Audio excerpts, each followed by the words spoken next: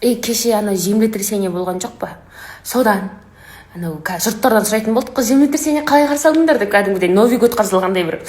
Мен, үйдемін, тыржаңаш подругам келді. Менде мешітіне отыр, онда тұрған ешнәрсе жоқ. Бүкіл әлемнің әйелдеріне мешітіне келеді, прикиньте, еркектер. Содан тыржаңаш тұрында подругама әңгіме айтып тұрмын, естіп, бұған трусыйымды. Бүйтіп прокладкамды жабыстырып жатырмын да, деп әңгіме айтып тұрмын ғой. Сосын телефоннан банк деген келеді, көзім көреді да, землетрясение деймін ғой. Тұрамын да не істерін білмей қаламын. Тыржаңаш тұрмын, бүйтіп прокладкамен алып тұр, мына жақта мешітіне кетіп жатыр. Құдай, естіп өліп кетем бе деймін ғой. Тұрдым да сабыр дедім да, бүйтіп отырдым да, деймін да, люстраға қарап тұрмын ғой, өлсек өле берейік, похуй. Ажал келіп тұрса, не істейсің енді?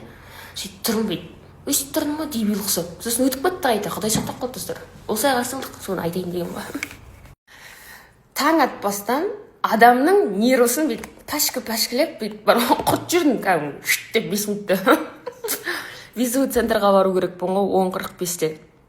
Қала пробка. Тимирязевтің бойында тұрмын, 20 минутым қалды. Визу центрға кешігіп қалсаң 40 000 төлейсің да, қайттан кіресің ғой, короче. 40 000 күйбес екен деп тұрмын да. Сөйтіп 2-ақ минут қалғанда кірем ғой, бүйтіп. Тут сдавать надо. Да, у вас 2 минуты, оказывается, девушка. Сөйтіп кіріп тапсырып бүйтіп деп бәрін төлеп шығып, машинамға отырып үйге қайтып бара жатырмын ғой. Сол жерде 2 пачка нервім қалып кетті менің. Сонда ана өтіп бара жатырмын да, 5 секундым бар да, анаған комментарий айтып кетуге, білесіңдер ғой, біздің тіл бүйтіп 2 метр екен. Тұрамын да, тұқыңмен құрайтын еркек екенсің, ана жерің тұрмай кетсін деймін ғой. Кетіп жатырмын өзім. Уже машинам бүйтіп сырайын деп бүйтіп тұрмын ғой. Похуй, өзіме сеніп алғам, дух кәдімгі вагон. Тұрдым да бүйтіп өтіп кеттім да. Деп анау деп айғайлап қалды. Кетші дедім, үре бермеші, аузын жапшы. Сүйіп лақтырамын. Не деген еркектер, где уважение женщинам? Сендерді әйел туды ғой? Сендерді әйел бағы өсірді ғой? Сендердің қарындастарың бар, бір кішкене ғана бүйтіп жолда бар ғой, қыз бала ғой деп жүре салсаңдар болмай ма?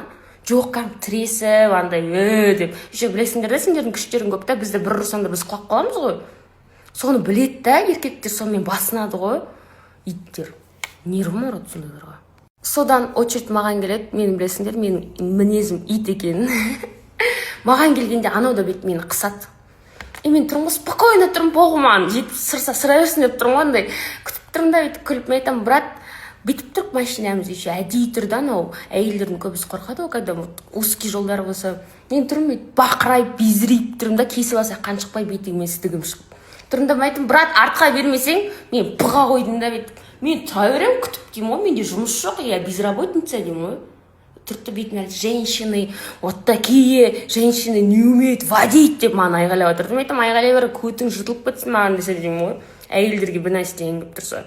Тұрамын да, сосын ана жердегі бәрі кепеш шығарып, брат, дай, пожалуйста, бір бәле дейді да. И специально тұрамын да, жалап өтемін ғой машинасын. Ана қорқып тұр, көріп тұр. Бір сырса қазір ат шығып маған бетейін деп тұр да. Мен айтам, енді бүйтіп өтіп кеттім ғой. Сушка дедім анаған. Мен аяйым бар ғой біздің әйелдерді. Вообще, не деген сексизмнің әлемінде өмір сүріп жүргенімізді честно айтамын. Өйткені жаңа жолда тұрық қой, узкий жерде машиналар бүйтіп өтіп жатыр. Өзі иті ана жер пробка. Алдында бір әйел тұр. Ол кісі менен үлкен, енді 30-дан асып кеткен көрініп тұр. Машинаны қатты білмей тұр да. Өте алмай тұр ана жерден. Узкий жерде габарит сезіп бүйтіп кетпесең, ана жерден кете алмайсың. Ана әйел қорқып тұр да, еще оның алдына бір еркек келеді ғой навстречку. Тұрады да әдейі бүйтіп жабыстырып қойды ғой машинасын, енді өт деп. Мен айттым да, яп, твою мать, артқа бере салшы, ана әйел өте алмай тұр ғой. Артқа бір, яп, нәде ана жерге артқа берші, ана әйел өтіп кетсін десем, нет деп тұрып алады ғой еркек. Тұрады да сосын жыным ұстап тұр ғой, маған келсінші, қазір деймін ғой, бүйтіп мен алдында тұр ғой әлі. Қазір келсінші маған деймін ғой, бұтыштың шығарам ананы деймін да, ана әйел бүйтіп өтіп кетті, үф деді, әйтеуір өткеніне шүкір деп. Сосын маған келеді ғой анау. И к чему этот весь разговор, conclusion, скажем так, қорытындысы, қыздар? Себя вот учите, перевоспитайте то, что мужчина вот так, он базасы осындай, он должен заботиться, он должен вот так вот проявляться как мужик, он не только должен ақша беріп отыруға, а как вот человек присутствовать сенің жанында. И сол затты сендер нормаға кіргізіп алсаңдар, сразу андай дебилдарды көргенде бүйтіп ысыртсайсыңдар. И вы не будете каждый раз страдать абьюзивный отношенияда. Потому что сіздерде база бар да уже, мынау бүйтпесе болды, қашу керек дегендей. Вот так вы будете как бы счастливы. И, кстати, я вчера выложила сторис, типа, когда я болела, мой бывший парень вот так вот ухаживал, заботился, забирал к себе дегенде. Знаете, андай сорлы еркектер жазда өтірік ертегі құрастырмаш деп кейден әңгісін дедім, оларға шейін 0 комментарий, 0 эмоции. И знаете, сол жерде маған әйелдер жазды ғой. Хватит мужчинам проявлять потребительское отношение, мужчина не обязан, ты как взрослый человек должна сама лечить себя. Так, стоп. Во-первых, соглашаться на меньшее я не буду.